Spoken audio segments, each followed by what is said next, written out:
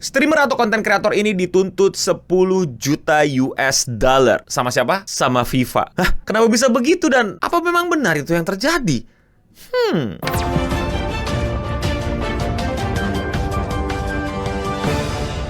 Kalau kalian rutin nontonin Endo Bening, pasti kalian udah hafal sama muka ini. Yes, namanya Neon. Bocil yang dari dulu emang kerjaannya ngocol, bikin konten ngocol, ngeselin, rage baiting. Bro, what are you doing? Really? Yo, look at I'm Lamine Yamal! Hello, how you doing today? What's the name? Okay, so Hey, you're a streamer, right? Got it. Unfortunately, we don't take screenshots. wait, So- but there's no scanner here. We know that, but I'm saying to get to where you're going, they're still not going to take screenshots. The guy's like, this guy's a cornerback. It's like Jalen Ramsey. All right. We got Jalen Ramsey over here. Oh my God, bro, he's defending. Holy. Lock in. Don't let them get past the arms. Oh, that's all. He an all-pro defensive lineman. I've never seen something like this. I already scanned the tickets twice. Is he gonna get you active? Because he's starting. Like, you're... Tapi ya gitu-gitu aja, dan kali ini dia dituntut sama FIFA 10 juta US dollar. Yang kalau dirupiahin itu segini. I guarantee they're probably gonna ban you from FIFA now. And I don't understand. You did no research going into the FIFA game. You said that Belgium was gonna win the World Cup and that Spain was gonna win today. Yo, dum-dum, they were playing each other today, you dum-dum. Kenapa dia bisa sampai dituntut 10 juta US dollar sama FIFA? Apa perkaranya? Perkaranya karena dia live streaming pas lagi pertandingan Belgium lawan Spanyol. Goblok banget aja. Ya emang kagak beres. Oh, we're right next to it. Oh my, yo, we right there.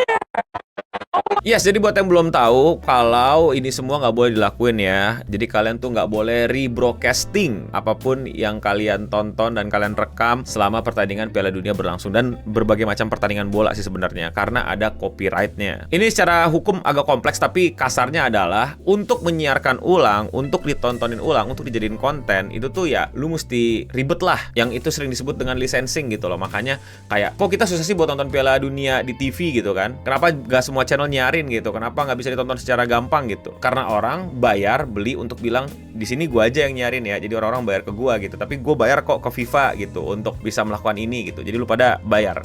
Ini kompleks tapi lu pada gua harap ngerti lah maksudnya. Nah, dia melalui platform Kick, dia live streaming pertandingan Spanyol versus Belgia kalau nggak salah ya, gue lupa ya, Spanyol versus Belgium ya. Jadi ya dia tahu-tahu ya nyarin aja ya. Tentu itu melanggar dan bisa kena hukuman. Hukuman dendanya sebenarnya itu bervariasi dan itu bergantung ke negara-negara pemegang lisensi. Jadi bukan FIFA-nya yang ngasih hukuman, tapi di negara tersebut, misalnya di Amerika, ini yang megang siapa nih copyright atau lisensinya. Nanti bisa dituntut pakai hukum Amerika dan kira-kira berapa, dan mungkin orang-orang nge-share 10 juta itu adalah dari hukum-hukum di Amerika. Jadi hukum 10 jutanya ini bukan ditentukan oleh FIFA, itu balik ke negara yang menaungi atau tempat dia melakukan perkara, yaitu Amerika pada hal ini. Tapi pertanyaannya, apakah benar FIFA menuntut dan dia harus bayar 10 juta? Jawabannya yang gue terakhir cek di berita, nggak gitu. Fact check, is FIFA really suing Neon after he accidentally show World Cup to 30,000 viewers? Saat ini tidak ada bukti yang tersedia untuk publik yang menunjukkan bahwa FIFA sedang menggugat Neon. FIFA juga belum mengeluarkan pernyataan resmi terkait hal tersebut. Selain itu, tidak ada dokumen gugatan yang muncul ke publik dan tidak ada media berita besar yang melaporkan adanya tuntutan hukum terhadapnya. Catatan komunitas Community Notes yang disertakan pada unggahan-unggahan yang membahas insiden ini juga menyebutkan bahwa hingga saat ini belum ada laporan yang kredibel yang mengkonfirmasi adanya tindakan hukum dari FIFA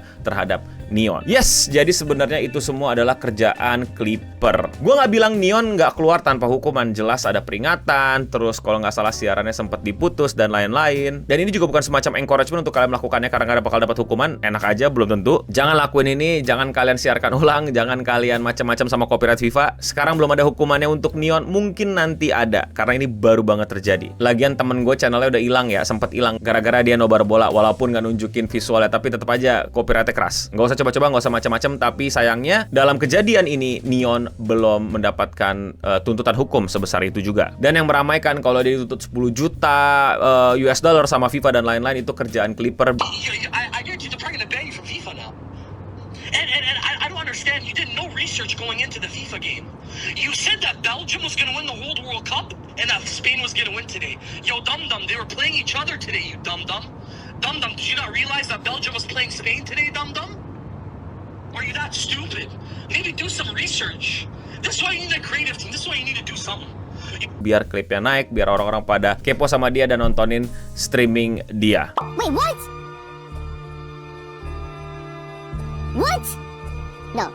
Ini praktek yang emang lagi rame juga dilakuin sama para Clipper yang dibayar ya. Ya, Clipper tuh dibayar, kalian ngelakuinnya gratis atau nunggu hadiah ya, nggak apa-apa terserah. Tapi poinnya adalah emang ini semacam apa ya? Gue nggak mau bilang strategi marketing, ini akal-akalan konten kreator dan streamer aja gitu. Klipnya yang buruk-buruk, yang kontroversial, yang rame-rame, biar kesebar, biar pada kepo dia siapa, nontonin apa, emang bener kejadian begitu dan lain-lain. Untuk nyebar awareness lah kalau bahasa marketingnya, biar orang pada tahu dia dan pada ngecek channelnya. Dan gue pun sampai ngeberitain, tapi ya setidaknya gue memberi ketakannya full dan gue pun juga sampai beritain gitu. Setelah ini kalian ngecek dia, setelah ini kalian jadi ngikutin dia dan subscribe dia, itu urusan kalian. Tapi gue udah peringatin di awal kalau dia emang streamer yang bermain di konten-konten kontroversial kayak gini, bahkan jika itu adalah sekadar downfall, kesalahan dia dan lain-lain. Konten dia semenjak beberapa tahun ke belakang selalu gitu. Pokoknya dia bikin acara gagal, dia mau dituntut ini, dia putus, dia ini, ya gitu-gitu aja.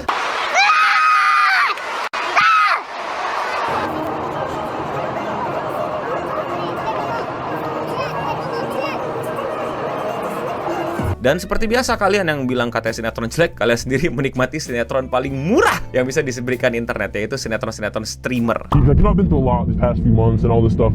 What have you been through? A breakup? A social media breakup? That's It's a lot. real life, bro. This is bro. It's deeper than social media and f***ing cameras. Uh-huh. It's real life. You drive out at night? Not anymore. I don't give a shit anymore. Not anymore. You did? I'm not laughing Of at course you. I did. Yeah. Yeah. Bro. Okay. Yeah, So bro. I you loved healed. her. You let it out. You Yeah. loved her? Yeah. You guys still be texting? No. Nah. Nah, bro. It's done, bro. It's done. Yeah. Who hurt who? Who did the wrong? Lu marah sama malu nontonin sinetron, tapi kok lu hobinya nontonin streamer drama? Kalian lah yang bikin channel ini masih terus bisa upload. Dukung channel ini dengan sesimpel menjadi membership. Dengan 10.000 kalian bisa join Singham Aristoteles, kalian bisa dapetin badge yang beda dan emoji-emoji yang aneh pada saat chat kayak gini. Dan di akhir video, nama kalian akan keluar kayak begini. Udah ratusan orang jadi member, kalian kapan? Cara joinnya gimana? Tinggal klik tombol join atau gabung di bawah. Thank you semuanya, now back to the video. Tapi kalau menurut kalian bagaimana?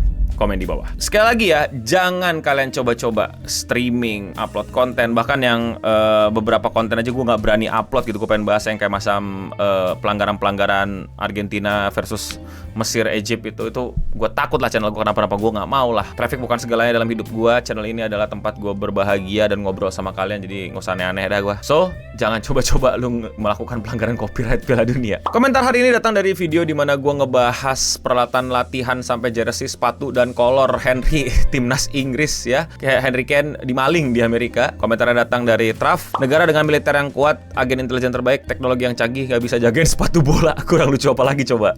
Mau komentar kalian dibacakan? Komen di bawah. Dan ya, sekian seputar internet untuk episode kali ini. Gue Nobling pamit undur diri. Thank you buat para member. Dan bukti kalau kalian nonton sampai habis adalah menurut kalian apa ya yang lagi rame Piala Dunia? Argentina fair play nggak? Coba komen di bawah. Ayo, bingung orang-orang komentar kok tiba-tiba Argentina fair play. Dan untuk kita semua, stay clean and sound.